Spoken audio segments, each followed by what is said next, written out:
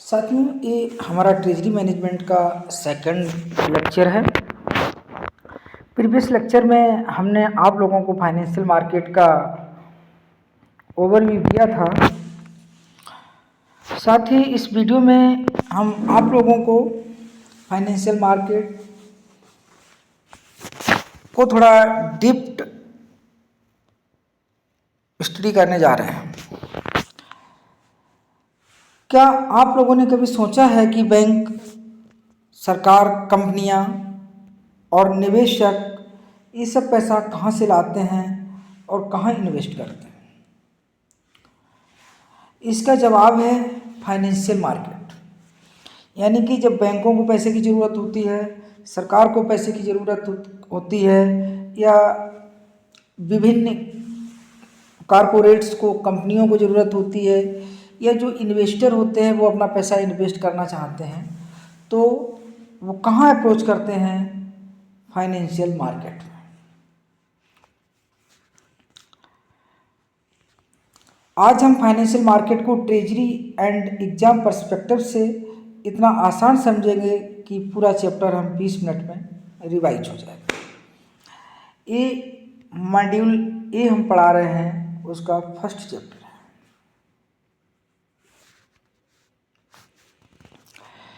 इसका learning object की अगर हम बात करें तो इसमें जो लर्निंग ऑब्जेक्ट है वो क्या है, फाइनेंशियल मार्केट क्या है इसके बारे में पढ़ेंगे, इसके टाइप क्या है उसके बारे में पढ़ेंगे, रेगुलेटर के बारे में पढ़ेंगे, प्राइमरी और सेकेंडरी मार्केट के बारे में पढ़ेंगे, कैपिटल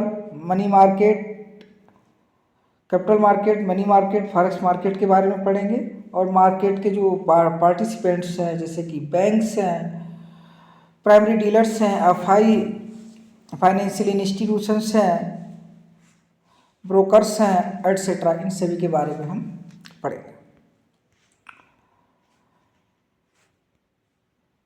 देखते हैं इसमें फाइनेंशियल मार्केट के बारे में। फाइनेंशियल मार्केट वह मार्केट होता है जहां पर फंड को राइज किया जाता है, सरप्लस फंड को इन्वेस्ट किया जाता है और रिस्क को मैनेज किया जाता है। जहाँ पर ये तीनों चीज़ें होती हैं वो कहलाता है फाइनेंशियल मार्केट। ट्रेजरी की अगर लैंग्वेज में अगर हम समझें तो ये हो जाएगा fund of mobilisation plus deployment plus risk management. इन तीनों को मिला देंगे तो वो आपका फाइनेंशियल मार्केट बन जाएगा।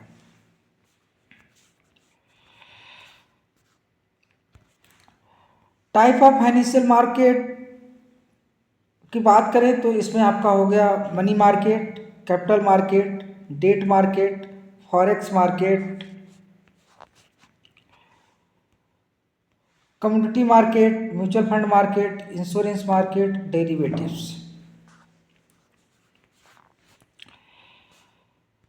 अगर हम रेगुलेटर्स की बात करें, एग्जाम फेवरेट, कैपिटल मार्केट कौन रेगुलेट करता है? सेबी रेगुलेट करता है।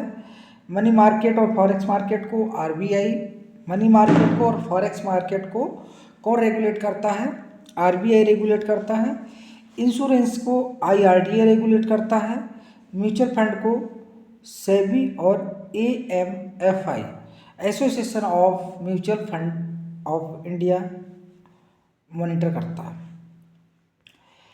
प्राइमरी और सेकेंडरी मार्केट की बात करें तो प्राइमरी मार्केट, यहाँ पर न्यू सिक्योरिटी इशू होती है, इंटरमीडिएरीज, मर्चेंट बैंकर्स, रजिस्ट्रार और अंडर राइटर्स होते हैं। फंड जो होते हैं वो ईश्वर को जाते हैं। सेकेंडरी मार्केट की बात करें, ये ऑलरेडी सिक्योरिटी इश्यूड होती हैं, इसमें ट्रेड किया जाता है, स्टॉक एक्सचेंज इन्वॉल्व होता है, इसमें लिक्विडिटी और प्राइस डिस्कवरी होती है। इसमें एग्जाम लाइन अगर हम याद करने तो उसके लिए हो जाएगा primary market fund rising, secondary market trading and liquidity. यानी प्राइमरी मार्केट जहाँ पर फंड को हम राइज करते हैं, सेकेंडरी मार्केट जहाँ पर हम ट्रेडिंग और लिक्विडिटी पर जोर देते हैं। कैपिटल मार्केट की बात करें तो जो कैपिटल मार्केट होता है वो क्या होता है, ये लॉन्ग टर्म होता है, यानी अमूमन 1 साल से ऊपर के समय के लिए, जहाँ पर फंड को लॉन्ग टर्म फंड राइज किए जाते हैं। इक्विटी और बॉन्ड ट्रेड होते हैं इसमें। कि कैपिटल मार्केट क्या होता है, कैपिटल मार्केट वह मार्केट होता है जहाँ पर फंड को लॉन्ग टर्म के लिए राइज किया जाता है। जैसे मान लीजिए कोई कारपोरेट है, उसको 10 साल के लिए पैसा चाहिए, 5 साल के लिए पैसा चाहिए, तो वो कारपोरेट बॉन्ड में इक्विटी के माध्यम से या डिवेंचर्स के माध्यम से फंड को रिसीव। जो कैपिटल मार्केट होता है उसके 2 भाग होते हैं, स्टॉक मार्केट और डेट मार्केट। आइए हम देखते हैं, थोड़ा और डिटेल में देख लेते हैं। Capital market is also consist of the derivative market. ये जो कैपिटल मार्केट होता है, ये डेरिवेटिव मार्केट भी इसमें कंसिस्ट करता है। This market is also known as future and option market. इस मार्केट को, कैपिटल मार्केट को फ्यूचर और ऑप्शन मार्केट भी कहते हैं। Derivative market can be OTC और एक्सचेंज, मतलब ये ओवर द, ये OTS नहीं है, वो OTC है, OTC ओवर द काउंटर, ठीक है। ओवर द काउंटर भी हो सकता है और एक्सचेंज बेस्ड भी हो सकता है कैपिटल मार्केट। डेरिवेटिव मार्केट क्या होता है, इसकी क्या उद्देश्य होता है, जो डेरिवेटिव्स मार्केट जो होता है उसमें क्या होता है कि speculative trade to generate profit. इसमें स्पेकुलेटिव ट्रेड होता है जो क्या करता है, मार्केट में जो मूवमेंट है उसका फ़ायदा उठा करके, एडवांटेज ऑफ मार्केट मूवमेंट का फ़ायदा उठा करके प्रॉफिट को जनरेट करता है। आइए अब देखते हैं नेक्स्ट आपका मनी मार्केट। मनी मार्केट 1 साल तक के लिए किया जाता है। इसमें आपका call money, notice money, treasury bill. Call money, notice money जो होती है इसमें बैंकें पार्टिसिपेट करती हैं और प्राइमरी डीलर्स पार्टिसिपेट करते हैं। Commercial paper, certificate of deposit और रेपो, ये सारे के सारे क्या हैं, शॉर्ट टर्म इंस्ट्रूमेंट, यानी कि मनी मार्केट के ये इंस्ट्रूमेंट हैं। ट्रेजरी के लिए सबसे इम्पॉर्टेंट सेगमेंट यही रहता है कि जो मनी मार्केट है, मनी मार्केट के जो इंस्ट्रूमेंट हैं, चाहे वो कमर्शियल पेपर हो, कॉल मनी हो, नोटिस मनी हो, टर्म मनी हो, ट्रेजरी बिल्स हो, ये सब क्या है, ट्रेजरी के लिए एक बहुत महत्वपूर्ण इम्पॉर्टेंट सेगमेंट है। फॉरेक्स मार्केट की बात करें तो इसमें करेंसी ट्रेड होती है, 24 आवर होती है, 24/7 आवर होती है। इसमें डिमांड और सप्लाई से प्राइसिंग डिसाइड होती है। Major centre London, new york, Tokyo है। इसमें मार्केट के पार्टिसिपेंट्स कौन हैं, मार्केट के जो पार्टिसिपेंट्स की अगर बात करें तो बैंक्स, जो फाइनेंशियल मार्केट है उस फाइनेंशियल मार्केट के अगर हम पार्टिसिपेंट्स की बात करें तो उसमें आपका बैंक्स आ जाएगा। ऑल मार्केट्स में एक्टिव रहती है, फंड का मैनेजमेंट करती है और ट्रेड करती है। Primary dealers, government security, tender writings, market making. Financial institutions भी इसमें काम करती हैं जो लॉन्ग टर्म फंड करती हैं। स्टॉक एक्सचेंज एक ट्रेडिंग प्लेटफार्म है, ये ट्रेड करने में एक प्लेटफार्म, ट्रेड करने के लिए सिक्योरिटीज़ को ट्रेड करने के लिए एक प्लेटफार्म अवेलेबल कराती हैं, उपलब्ध कराती हैं। वो आपका स्टॉक एक्सचेंज का एक महत्वपूर्ण रोल रहता है। ब्रोकर्स और इन्वेस्टमेंट ब्रोकर्स, बैंकर्स भी इसमें आते हैं जो बाय और सेलर को कनेक्ट करते हैं। फॉरेन इंस्टीट्यूशनल इन्वेस्टर भी आते हैं, FII are the foreign institutions that invest in Indian capital market to provide liquidity and depth. मतलब जो फॉरेन इंस्टीट्यूशनल इन्वेस्टर्स होते हैं वो क्या करते हैं, एक विदेशी इन्वेस्टर होते हैं या विदेशी इन्वेस्टर्स इंडिविजुअल्स भी हो सकते हैं, कंपनियां हो सकती हैं, ठीक है, चूँकि यहाँ पर इंस्टीट्यूशनल वर्ड लिखा हुआ है तो फॉरेन इंस्टीट्यूशनल इन्वेस्टर, तो यहाँ पर इंस्टीट्यूशन ही आएंगे। ठीक है, FII का मतलब ये हो गया फॉरेन इंस्टीट्यूशनल इन्वेस्टर। तो जो फॉरेन इंस्टीट्यूशंस हैं, विदेशी संस्थाएं हैं, विदेशी संस्थाएं जब पैसे को इंडिया में क्या जो कैपिटल मार्केट है उसमें जब ये इन्वेस्ट करती हैं, उसमें लिक्विडिटी प्रोवाइड करती हैं इंडियन मार्केट में, इंडिया में कैपिटल मार्केट में जब इन्वेस्ट करती हैं तो उनको FII कहते हैं। कस्टोडियन एंड डिपॉजिटरी, जैसे कि अगर इंडिया में बात करें तो मेजर तो दो ही डिपॉजिटरी हैं, एक NSDL है, एक दूसरी CDSL है। इसमें है एक बहुत इम्पोर्टेंट है आपकी स्कीम, इसको RBI रिटेल डायरेक्ट स्कीम कहते हैं। लेटेस्ट एंड एग्जाम इम्पॉर्टेंट इसमें क्या है कि इसमें रिटेल इन्वेस्टर गवर्नमेंट सिक्योरिटी में इन्वेस्ट कर सकते हैं। ये एक ऐसी स्कीम है जिसमें जो इंडिविजुअल इन्वेस्टर है, जो इंडिविजुअल पर्सन है, वो भी RBI में यानी कि गवर्नमेंट सिक्योरिटीज में डायरेक्ट इन्वेस्ट कर सकते हैं। उनके लिए RDG account, retail direct scheme का अकाउंट खोलना पड़ेगा, RDG अकाउंट खोलना पड़ेगा।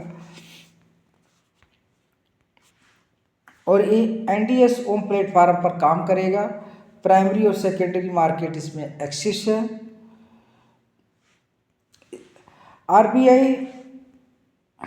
RBI रिटेल डायरेक्ट स्कीम के माध्यम से कोई भी इंडिविजुअल इन्वेस्टर सीधे RBI के साथ गिल्ट अकाउंट खोलकर गवर्नमेंट सिक्योरिटीज में इन्वेस्टमेंट कर सकता है बिना बैंक, ब्रोकर, म्यूचुअल फंड के।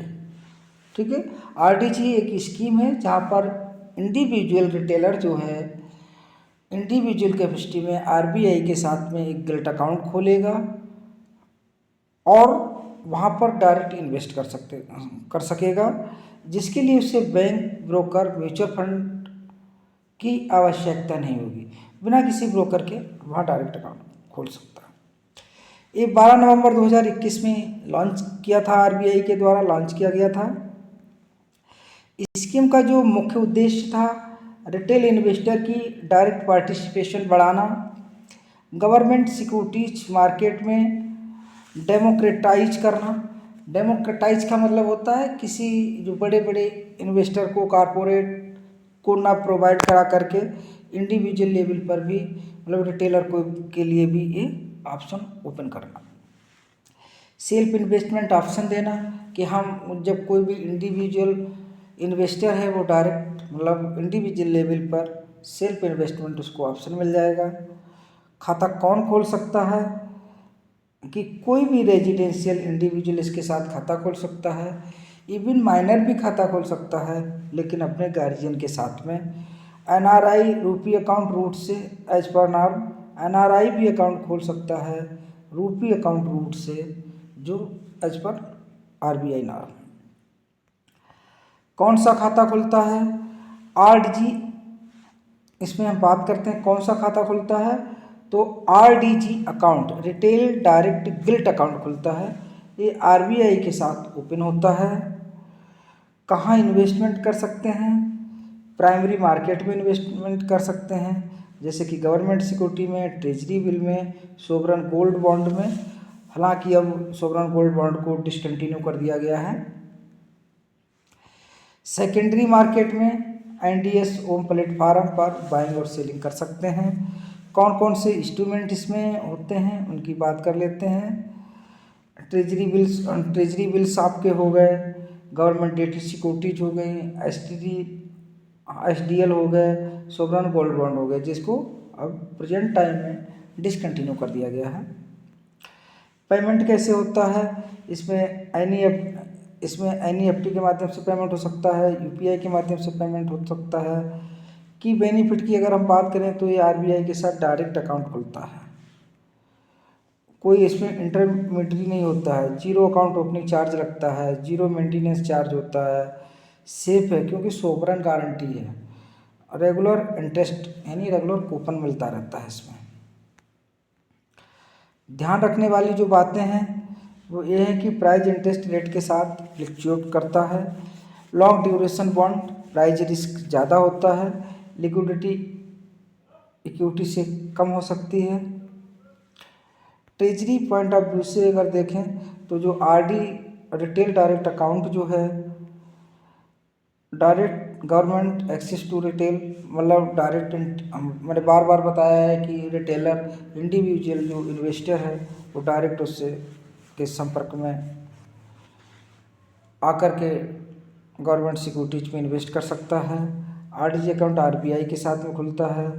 प्राइमरी सेकेंडरी मार्केट में पार्टिसिपेंट्स कर सकता है। एनडीएसओ प्लेटफार्म पर काम कर सकता है। वन लाइन में अगर हम इसकी बात करें तो ये हो गया RBI retail direct scheme allow retail investor to open RDG account with RBI investment in direct government securities without intermediaries. अब गवर्नमेंट सिक्योरिटी में इन्वेस्ट करने के लिए बैंक या म्यूचुअल फंड की ज़रूरत नहीं, आप सीधे आरबीआई के साथ इन्वेस्ट कर सकते हैं। कैपिटल मार्केट लॉन्ग टर्म के लिए होती है, मनी मार्केट शॉर्ट टर्म के लिए होती है। SEBI capital market regulator, RBI money and forex primary new issue और सेकेंडरी ट्रेडिंग। तो दोस्तों ये हमारा वीडियो था। आप लोगों को अगर अच्छा लगा हो प्लीज़ लाइक कमेंट शेयर अवश्य करें। आइए साथियों हम थोड़ा और आरडीजी अकाउंट के बारे में थोड़ा डिटेल में पढ़ लेते हैं। RBI retail direct portal allow all retail investor to open an RDG account and invest in government securities. The eligible investors who can open the account, तो जो रेजिडेंट रिटेल इन्वेस्टर्स हैं यानी कि जो इंडियन इन्वेस्टर्स हैं वो, और जो एलिजिबल नॉन रेजिडेंट इंडियंस हैं कि जो इंडिया में नहीं रहते हैं, विदेशी हैं, वो भी इस खाते को एनआरआई जो है, नॉन रेजिडेंट इंडियंस जो एनआरआई हैं, सॉरी मैंने विदेशी वर्ड बोला वो उसको इग्नोर करें, नॉन रेजिडेंट यानी एनआरआई भी इस खाते को खोल सकते हैं। तो सबसे पहले हम देखेंगे कि जो रेजिडेंट रिटेल इन्वेस्टर्स हैं वो इस खाते को कैसे खोल सकते हैं।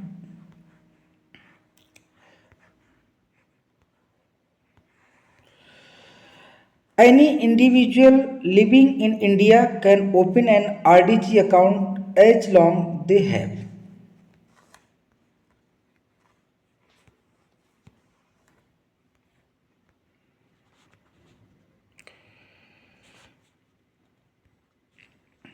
साथियों जो रेजिडेंट रिटेल इन्वेस्टर हैं उनको खाता खोलने के लिए क्या क्या चीज़ों की आवश्यकता है उसको आइए देख लेते हैं।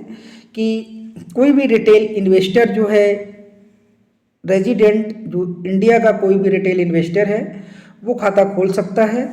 उसके लिए एक सेविंग अकाउंट होना ज़रूरी है, एक पैन कार्ड ज़रूरी है जो कि इनकम टैक्स डिपार्टमेंट ने इशू किया होना चाहिए, और एक officially valid document KYC purpose से होना ज़रूरी है, जैसा कि आधार कार्ड, वोटर आईडी, पासपोर्ट या ड्राइवरी लाइसेंस, और एक valid email ID. Communication purpose से उसकी एक वैलिड ईमेल आईडी होनी चाहिए, और एक रजिस्टर्ड मोबाइल नंबर जो कि ओटीपी आएगा, लॉगिन वेरिफिकेशन होगा। अगर हम बात करें नॉन रेजिडेंट एनआरआई की तो वो भी इस खाते को खोल सकते हैं। उसके लिए उनको फेमा की जो गाइडलाइंस हैं उनको फॉलो करना पड़ेगा। Thank you.